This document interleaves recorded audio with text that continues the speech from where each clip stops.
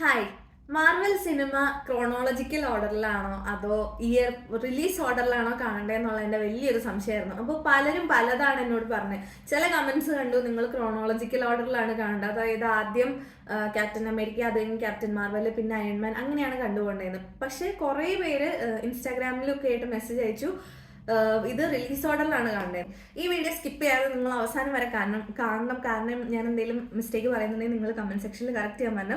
കഴിഞ്ഞ വീഡിയോസിലൊക്കെ ഞാൻ പറഞ്ഞ മിസ്റ്റേക്സ് ഒക്കെ എനിക്ക് കുറെ കറക്ഷൻ വന്നു. അതായത് ഞാൻ TVA ഹെഡാന്ന് പറഞ്ഞാൽ ഷീൽഡ് ഹെഡായിരുന്നു, പിന്നെ ക്രോണോളജിക്കൽ ഓർഡറിലല്ല റിലീസ് ഓർഡറിലാണ് കാണേണ്ടതെന്ന് ഉള്ള അങ്ങനെ ഒരുപാട് കമന്റ്സ് ഒക്കെ വന്നു. അതുപോലെ തന്നെ ഈ വീഡിയോയിൽ ഞാൻ എന്തെങ്കിലും പറയുന്നുണ്ടെങ്കിൽ നിങ്ങൾ അതിന് കമന്റ് ചെയ്യുക. മാത്രമല്ല എനിക്ക് കുറച്ച് ഡൗട്ട്സ് ഉണ്ടാകും, നിങ്ങളൊന്ന് ക്ലിയറും ചെയ്ത് തന്നെ. ഞാൻ ഇന്ന് കണ്ടത് ദ ഇൻക്രെഡിബിൾ ഹൾക്കാണ്. കാരണം ഞാൻ ഓൾറെഡി അയൺമാൻ കണ്ടു. ഞാനിപ്പോൾ ആക്ച്വലി ക്യാപ്റ്റൻ അമേരിക്ക കണ്ടു, ക്യാപ്റ്റൻ മാർവൽ കണ്ടു, അയൺമാൻ കണ്ടു. അപ്പോൾ അടുത്തത് റിലീസ് ചെയ്തത് ഇൻക്രെഡിബിൾ ഹൾക്കാണ്. അപ്പം ഞാൻ അടുത്ത് കണ്ടത് ഇൻക്രെഡിബിൾ ഹൾക്കാണ് കണ്ടത്. സോ എനിക്ക് മാർവൽ സീരീസിൽ 4 സിനിമകൾ കണ്ടിട്ട് ഇതിൽ ഏറ്റവും കൂടുതൽ ഇഷ്ടപ്പെട്ടത് ഏത് സൂപ്പർ ഹീറോയാണെന്ന് വെച്ചാൽ ഞാൻ പറയും ഹൾക്കാണ്. നിങ്ങൾ ഹൾക്ക് ഫാൻസ് ഉണ്ടെങ്കിൽ താഴെ കമൻറ്റ് ചെയ്യും.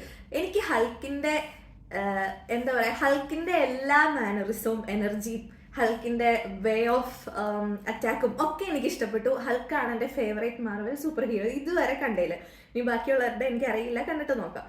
സോ സിനിമ തുടങ്ങുമ്പോൾ തന്നെ ഭയങ്കര കൺജസ്റ്റഡ് ആയിട്ടുള്ള ഒരു സ്ഥലത്ത് ഫസ്റ്റ് ഓഫ് ഓൾ പറയട്ടെ, ഇത് റിവ്യൂ ആണ്, അതുകൊണ്ട് സ്പോയിലർ ഉണ്ടാവും. കാണാത്തവർ കാണാതിരിക്കുന്നതാണ് നല്ലത്. കണ്ടവരുണ്ടെങ്കിൽ നിങ്ങളുടെ ഒപ്പീനിയൻ എന്താ നിങ്ങൾ കമന്റ് സെക്ഷനിൽ പറയാം. സോ സിനിമ തുടങ്ങുമ്പോൾ ഭയങ്കര കൺജസ്റ്റഡ് ആയിട്ടുള്ള ഒരു സ്ഥലത്താണ് സിനിമ തുടങ്ങുന്നത്. ബ്രസീലിലാണ് സിനിമയുടെ പ്ലോട്ട് സ്റ്റാർട്ട് ചെയ്യുന്നത്. അപ്പോൾ ഇതിലെ ഹീറോ ഭയങ്കര ടെൻസ്ഡ് ആണ്. എന്താ റീസൺ നമുക്കറിയില്ല. അപ്പോൾ നമ്മൾ ആ റീസൺ കണ്ടുപിടിക്കാനാണ് സിനിമ കാണുന്നത്. അത് കഴിഞ്ഞ് സിനിമ ഡെവലപ്പ് ചെയ്ത് കുറച്ചായപ്പോൾ ഇയാൾക്ക് ഹാർട്ട് ബീറ്റ് കൂടിയ എന്തോ പ്രശ്നം പറ്റുമെന്ന് എനിക്ക് മനസ്സിലായി. ഹാർട്ട് ബീറ്റ് കൂടുമ്പോൾ പുള്ളി ടെൻഷൻ ആവുന്നുണ്ട്. അതിൻ്റെ കൂടെ പുള്ളി ഒരു മിസ്റ്റർ ബ്ലൂ എന്ന് പറഞ്ഞ ക്യാരക്ടറായിട്ട് ചാറ്റ് ചെയ്യുന്നുണ്ട്. അപ്പം ഇവരിങ്ങനെ പുള്ളി ബ്ലഡൊക്കെ അയച്ചു കൊടുക്കുന്നുണ്ട്. എന്താണ് അപ്പം എന്തൊക്കെയോ ഒരു ടെൻഷൻ ഉണ്ട് അവിടെ, എന്തൊക്കെയോ പ്രശ്നങ്ങളുണ്ട്, എന്താണെന്ന് മനസ്സിലാവണില്ല. അത് കഴിഞ്ഞ് കുറച്ച് കഴിയുമ്പോഴാണ് നമുക്ക് മനസ്സിലാവണം അമേരിക്കയിലെ ഒരു ആർമി ഇവരെ അന്വേഷിച്ച് നടക്കുകയാണ്, ഇയാളെ അന്വേഷിച്ച് നടക്കുകയാണ്. അപ്പം ഇയാളുടെ പേര് ബ്രൂസ് എന്നാണ്. അപ്പം സിനിമയിലെ പേര് കേട്ടോ. അപ്പോൾ ബ്രൂസിനെ അന്വേഷിച്ച് നടക്കുകയാണ്. അപ്പോൾ ബ്രൂസിന് എന്തൊക്കെയോ പവർ ഉണ്ടെന്ന് എനിക്ക് മനസ്സിലായി. എന്തായാലും ബ്രൂസ് എന്തോ ഒബ്വിയസ്ലി മാർവൽ ഹീറോ എന്ന് നമുക്കറിയാം. എന്നാലും പുള്ളിയുടെ പവർ എന്നാന്ന് അറിയില്ല. അത് കഴിഞ്ഞപ്പോഴാണ് പിന്നെ പുള്ളിക്ക് ഹൾക്ക് ആവാനുള്ള പവർ ഉണ്ടെന്ന് എനിക്ക് മനസ്സിലായത്. അപ്പോൾ ഈ ഹൾക്ക് ആവാന്ന് പറഞ്ഞു കഴിഞ്ഞാൽ പുള്ളിയുടെ ബോഡി ഇങ്ങനെ, പുള്ളിക്ക് എന്തോ മരുന്ന് കുത്തിവെച്ച് കെമിക്കൽ കുത്തിവെച്ച് ഒരു എക്സ്പെരിമെന്റിലാണ് പുള്ളി അങ്ങനെയാണ്. അപ്പോൾ പുള്ളി എന്നിട്ട് ഹൾക്ക് ആവുകയാണ്.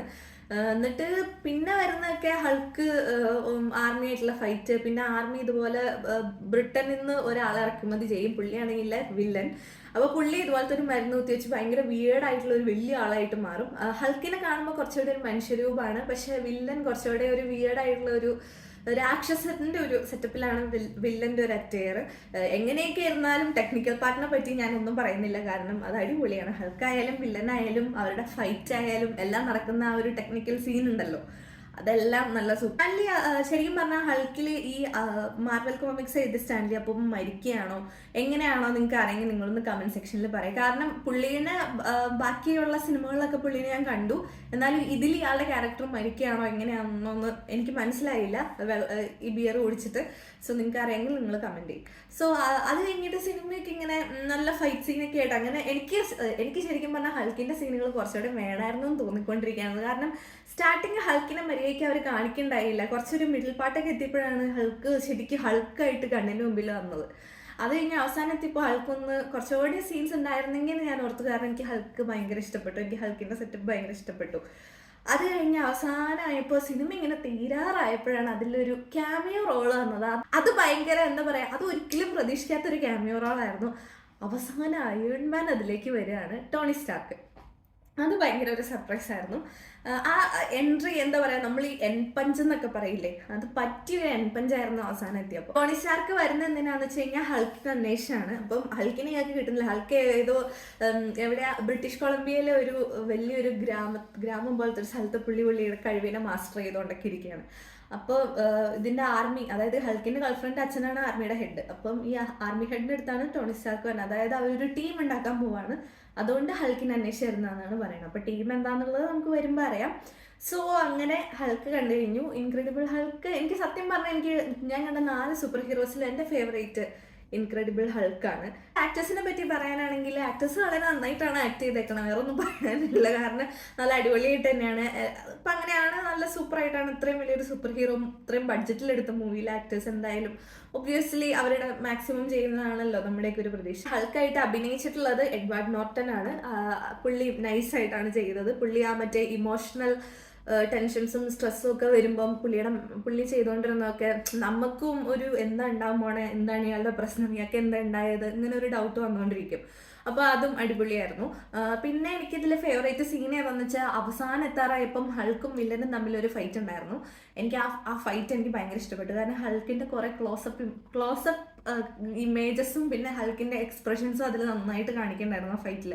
ബേസിക്കലി ഞാൻ ഹൾക്ക് ഫാൻ ആയതുകൊണ്ട് എനിക്കത് ഭയങ്കര ഇഷ്ടപ്പെട്ട ഒരു ഫൈറ്റായിരുന്നു. അതിൽ എനിക്ക് ഏറ്റവും ഇഷ്ടപ്പെട്ടത് ഹൾക്ക് സ്മാഷ് ആയിരുന്നു. ഹൾക്ക് സ്മാഷ് അടിപൊളിയായിരുന്നു. അതുപോലെ ഒരു പോലീസുകാർ രണ്ടാക്കിയിട്ട് ഇങ്ങനെ തട്ടി പുള്ളി ഇങ്ങനെ ഒച്ചയ്ക്ക് എടുത്ത് തന്നെ അടിപൊളിയായിരുന്നു. ഹൾക്ക് സൂപ്പറാണ്. ഞാൻ ഹൾക്കിൻ്റെ വലിയൊരു ഫാനാണ്.